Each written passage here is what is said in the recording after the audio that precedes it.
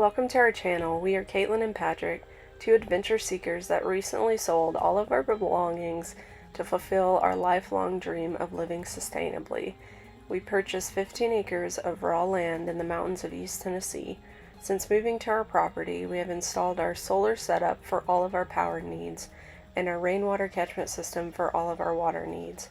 Join us as we continue to build out our off-grid homestead in the mountains and navigate this adventure we call life.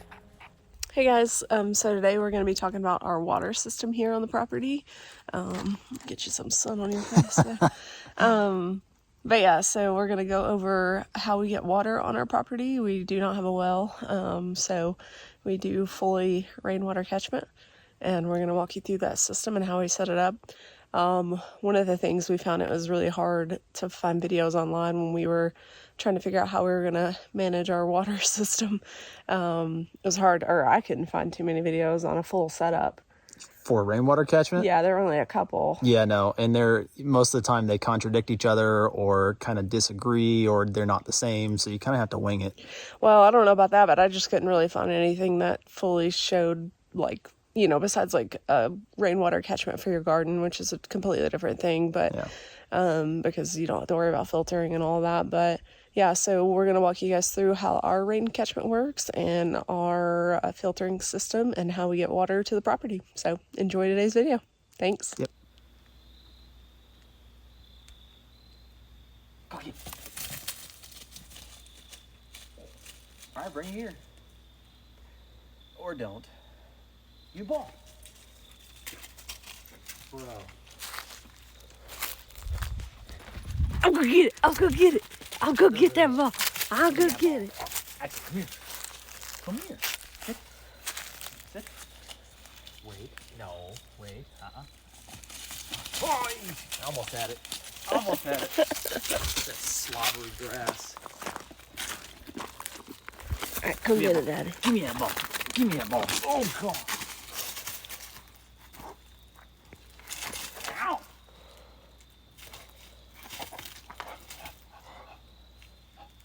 Boop. Okay.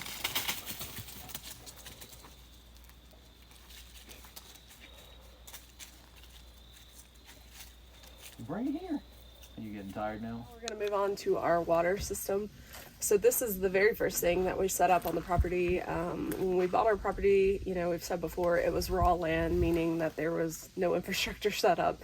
There was no septic, there was no water, no well, no electricity. It was just bare land. Luckily, it's unrestricted land, so that's one of the things we were really looking for when trying to purchase property, because we're looking at Tennessee and North Carolina, and a lot of the properties in North Carolina had restrictions about living in campers or just certain aspects of it. So we wanted land that we could do what we wanted to with and not be restricted by that.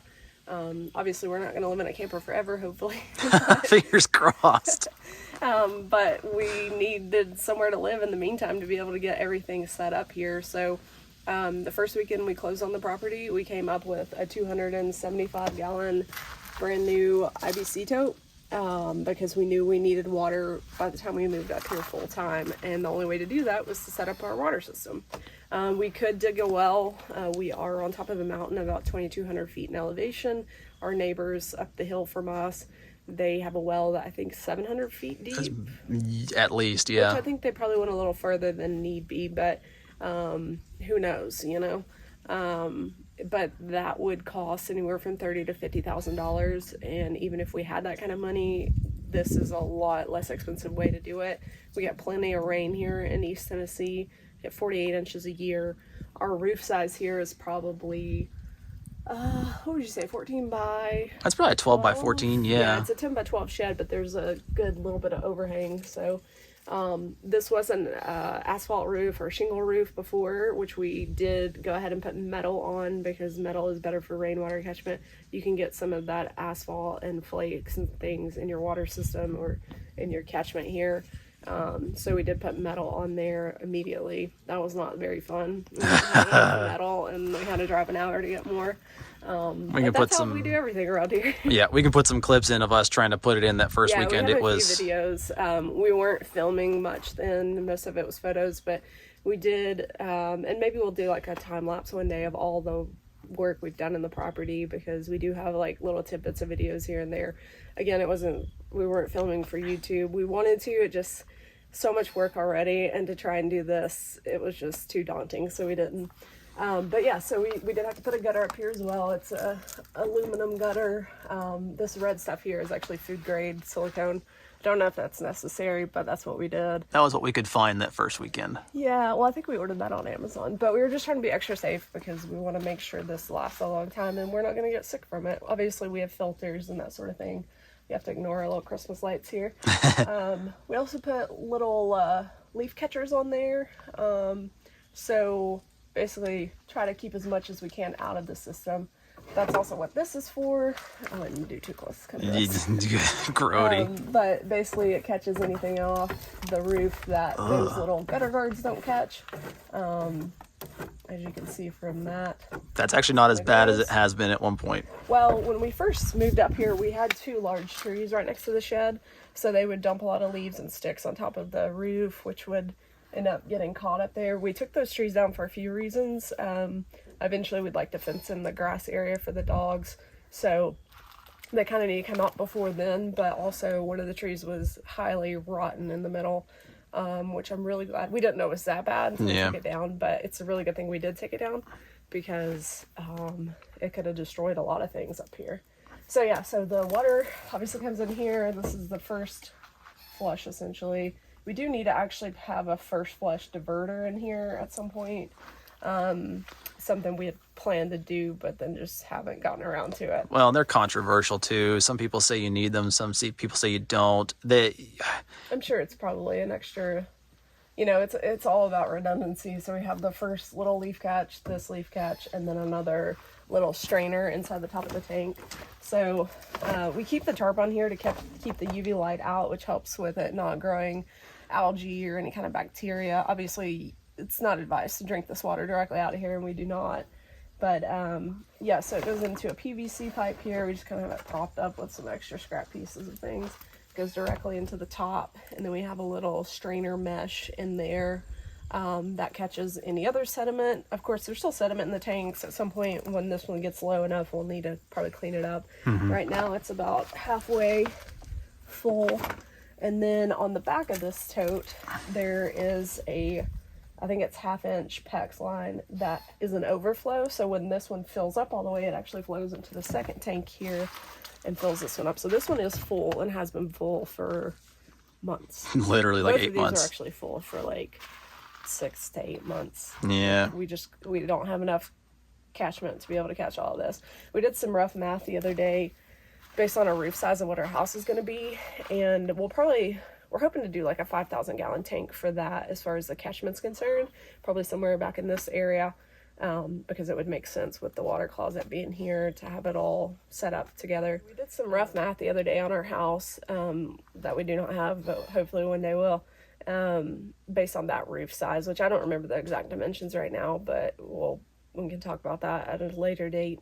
But we average 48 inches of rain a year here in East Tennessee, and based on the size of our roof for a future home, we could catch up to 32,000 gallons a year off of that, which is insane amount of water.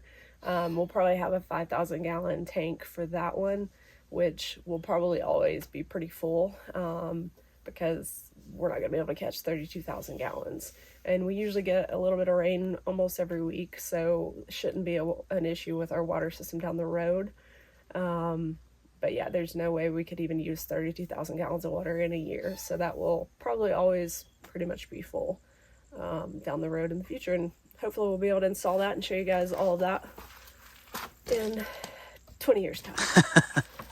All right, so this is our filtration system. So the water comes from the IBC Totes through PEX line that we buried just on the other side of this wall up here, and then goes through a little sediment strainer on the inlet side of the on-demand water pump. It's unplugged right now because it has been getting cold at night. And one way we have to winterize this little water closet is by purging out all of the water in the system. And if we don't unplug it, the pump tries to run constantly and we'll end up burning up the pump. So we just purge it, unplug it, and let it be.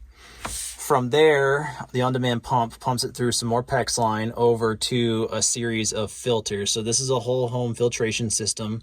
It's comprised of one sediment filter on the first side and then 2 charcoal filters. Charcoal filters can filter down to about 5 microns, which is pretty dang good.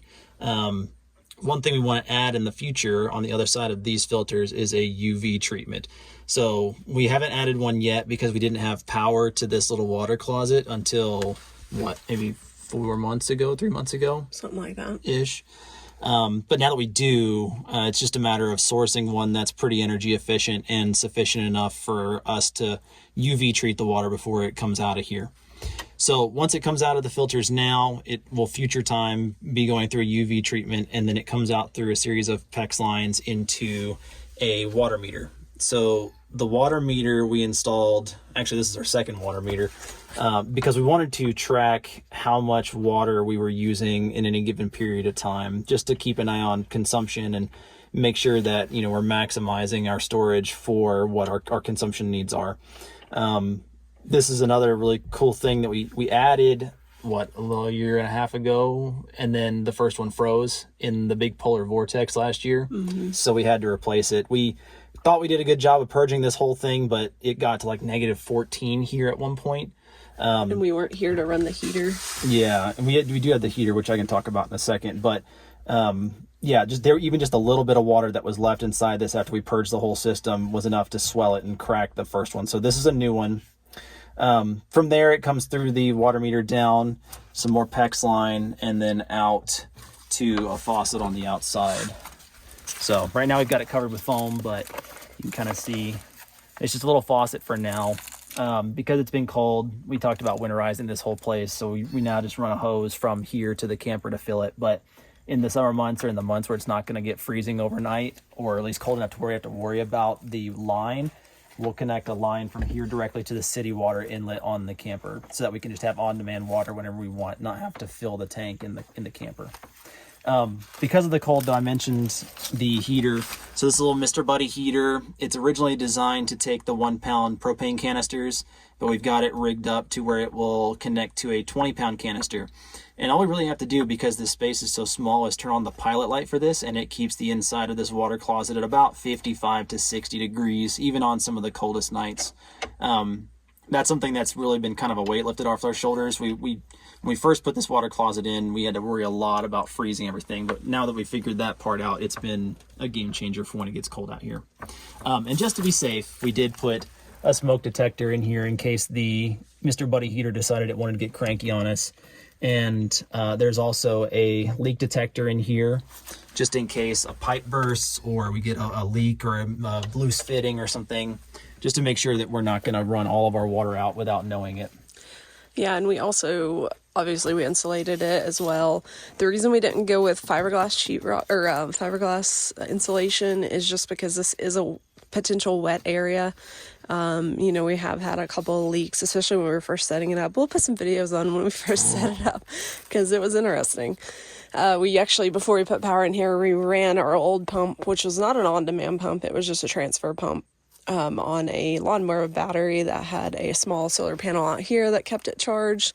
So that worked well. I mean, that was what we needed at the time because we didn't have the power capacity necessarily. And then we also had so much stuff else to do. Running power out here was just not a priority. Yeah. But the reason we went with the foam, although the R rating is not as good, if it gets wet, it's not an issue at all. So that was one big reason for that.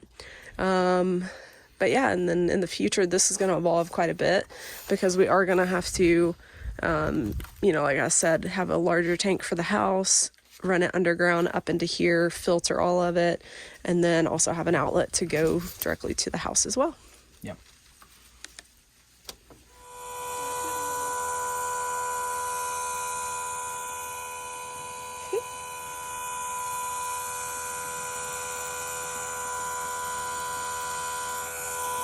On our water tank. Alright, first try in the pump house. So far, no water in there, which is a good sign. Gonna flip the switch here.